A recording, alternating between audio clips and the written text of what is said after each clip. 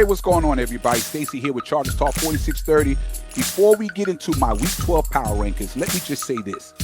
We finally get a free, no-stress week. The Chargers are on a bye, and honestly, they needed it.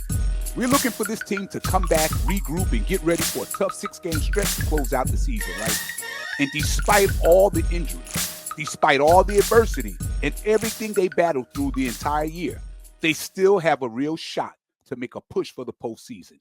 So it's going to be interesting to see how all this plays out, right?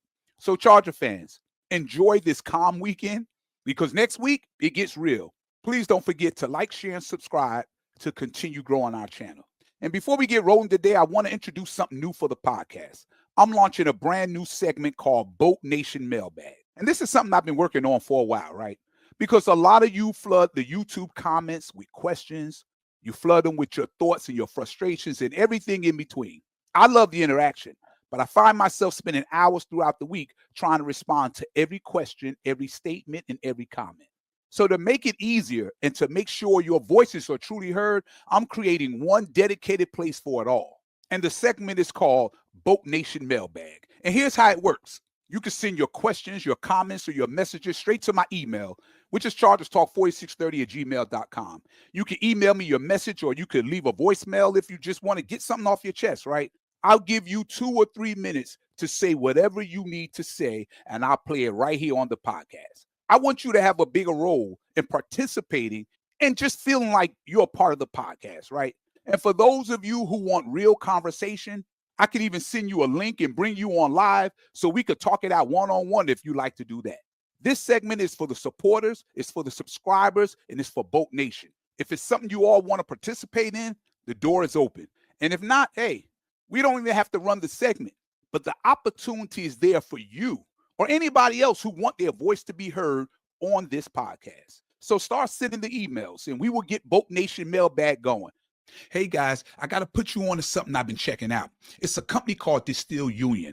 They make these slick minimalistic wallets and magnetic key organizers, right? That just makes life easier. And get this, I've got an exclusive 20% off just for you. All you got to do is go to distillunion.com, make your purchase, and don't forget, when you check out, use my code ChargeTalk4630. I earn a small commission when you use my code, so when you buy, you're not only supporting me in the show, you're getting the best deal they offer. And please, don't forget to like, share, and subscribe to help our podcast grow.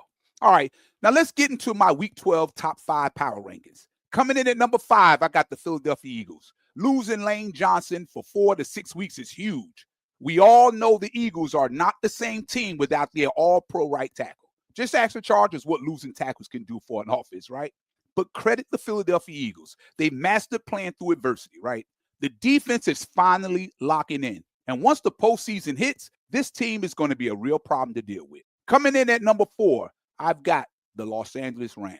Look, you forced 4 interceptions the way they did against Seattle, you deserve credit. Outside of the turnovers, they were outplayed, but it doesn't matter. That win was massive in the NFC West, but I'll say this too. That Week 16 rematch in Seattle, they're going to have to be better. Coming in at number 3, I have the Indianapolis Colts. Sunday's game at Kansas City is going to tell us everything, right?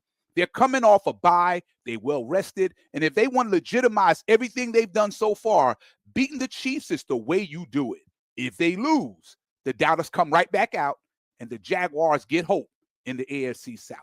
Coming in at my number 2, I've got the Denver Broncos. And listen, all they do is win games while everybody keeps saying they're not good enough.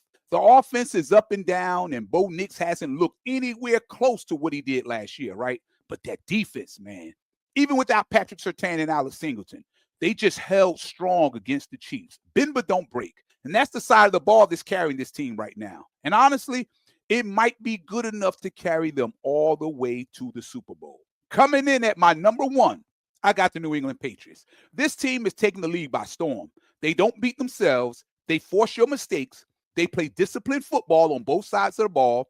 And for me, Mike Vrabel, in my opinion, he's the coach of the year right now. The Patriots are rolling, and they should never be underestimated.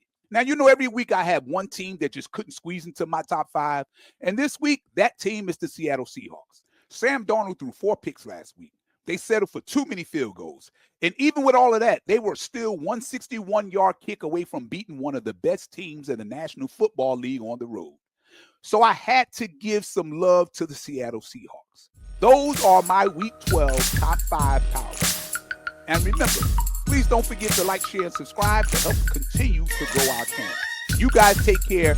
And here's my Week 12 football.